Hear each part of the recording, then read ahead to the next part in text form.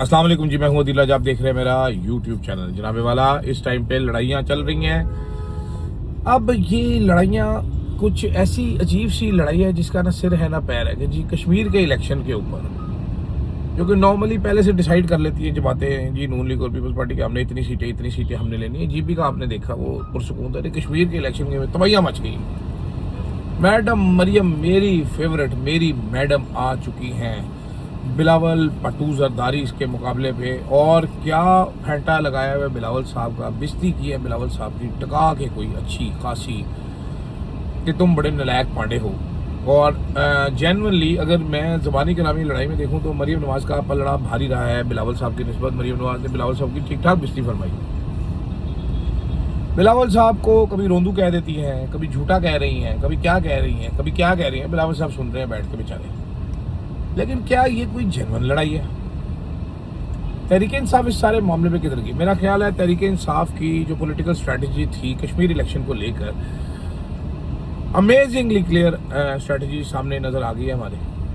ठीक है, तहरीक इंसाफ ने ये जो बाइकआउट किया है, इसने इस सारे इलेक्शन को वाड़ के रख दिया। मतलब पूरा इलेक्शन खल्लास, फंटूस, फारिगुल बाल। तहरीक इंसाफ के बाइकआउट की वजह से बहुत ज़्यादा फर्क पड़ा है। टर्न आउट कोई है नहीं। राजा परवेज सिर्फ फरमा रहे हैं कि 25% टर्न आउट को 60% दिखाया जा रहा है। अमीर मुकाम कह रहे हैं नहीं नहीं 60% था।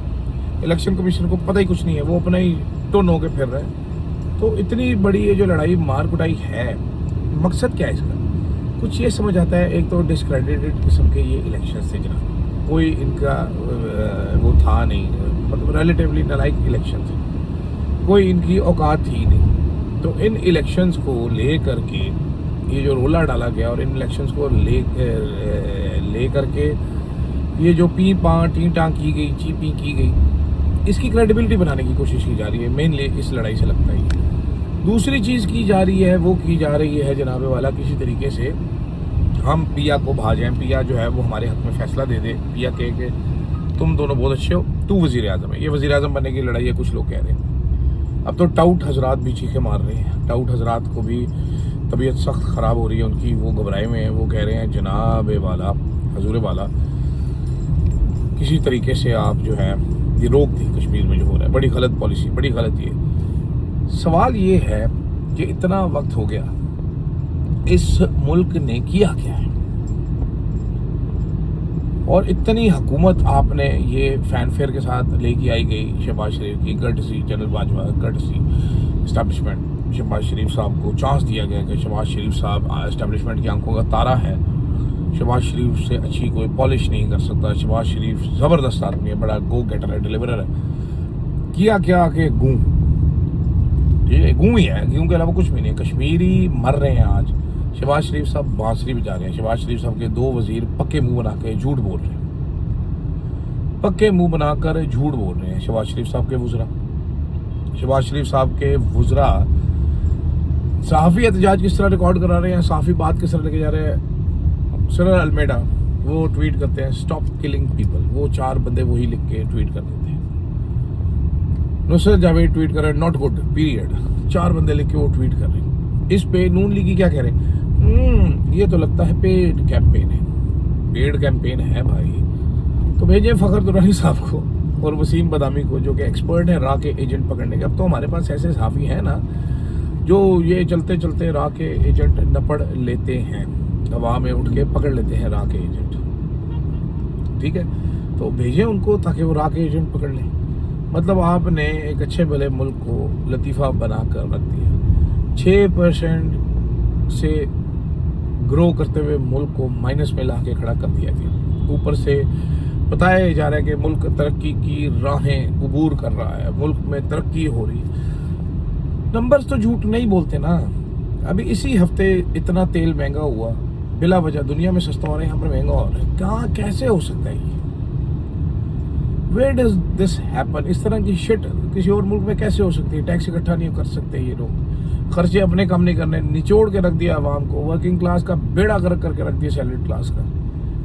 लेकिन शहबाज शरीफ साहब बड़े ज़बरदस्त है जी। अच्छा जी, झूठ सुबह दोपहर शाम झूठ बोलते हैं। वफाकी वुज़रा, मैं आपको एक फुल स्केल वफाकी वज़ीर की दास्तान सुना रहा हूँ। आपका बड़ा इंटरेस्ट होगा इसमें। वजीर साहब फरमाते हैं कि हम तो कुछ नहीं कर रहे भाई, वो रिस्पॉन्सिबिलिटी लेने से बुरे जाते। वो कहते हैं हमारे दफ्तर में तो बैठे हुए हैं, तो जो कहते हैं हम कर देते हैं, हमारा क्या मसला है।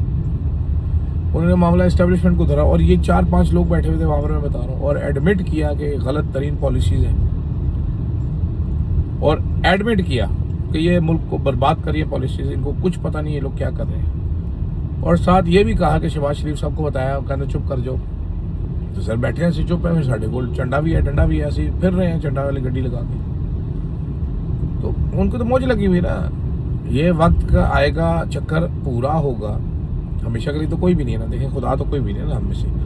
वक्त का चक्कर पूरा होगा तो ये शरीफ फैमिली हमेशा की तरह मुद्दा सारा उठा के अपने मोड़े से शिफ्ट करेगी इस्टेब्लिशमेंट के मोड़े के ऊपर, और कहेगी जी इन्होंने किया, और इसकी तैयारी पूरी करके बैठे हुए हैं। ये भी ऑलरेडी इनका जो डायलॉग है वो ये है कि हमने रियासत की खातिर अपनी सियासत कुर्बान कर दी है जनाब, और हमने ये किया और हमने वो किया। जो इन्होंने इन पे जुल्म ढाए गए हैं जी, ये बता रहे हैं कि हम पे बड़े जुल्म हुए हैं जी, तो हम बड़े ऐसे हैं, तो हम बड़े वैसे हैं, ऑलरेडी कर रहे हैं ये ना। ये वक्त आएगा तो कैसे करेंगे, देखिए आप जरा। दूसरी तरफ हमारी इस्टेब्लिशमेंट के पास भी काम कोई है नहीं, वो बंदूक चुक के चले जाते हैं हर जगह पे। किधर इधर मसला हुआ है, हाँ ये लो जी साड़ी बंदूक आ गई, उधर मसला हुआ है, उधर भी साड़ी बंदूक आ गई। कश्मीर में पहाड़ों पे चढ़ जाएंगे, इधर भी बंदूक। जो वीडियोस आ रही हैं कश्मीर से, आप वो वीडियोस देखिए ज़रा भाई, तो आपको फिर आइडिया हो जाएगा एक दफ़ा वीडियो देखने के बाद कि ये हो क्या रहा है भाई। अब दुनिया काफ़ी आगे जा चुकी है भाई। अभी सिर्फ न्यूज़ चैनल फुद्दू किस्म के एयर बाय जियो न्यूज़ से तो नहीं लोगों ने अपना ओपिनियन बनाना ना, बल्कि आई बॉल्स उधर कम होते चले जा रहे हैं। आपके पास तो खबर देने के लिए ही नहीं है। खबर चल किधर रही है, खबर चल रही है सोशल मीडिया पे। सोशल मीडिया सिर्फ अब फेसबुक और ट्विटर का नाम तो नहीं रह गया, अब तो व्हाट्सएप, टेलीग्राम, ये सब चीज़ें भी काउंट करती हैं, इनबॉक्सेस भी काउंट करते हैं। खबर कैसे ट्रेवल करती है, आपकी सोच है यार, किस स्पीड में करती है।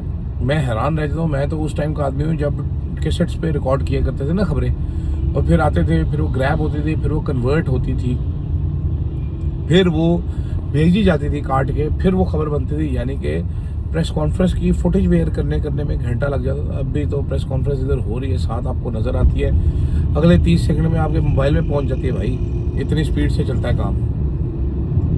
तो अभी लोगों को बेवकूफ़ बनाना थोड़ा सा मुश्किल हो चुका है, मेरा ख्याल है।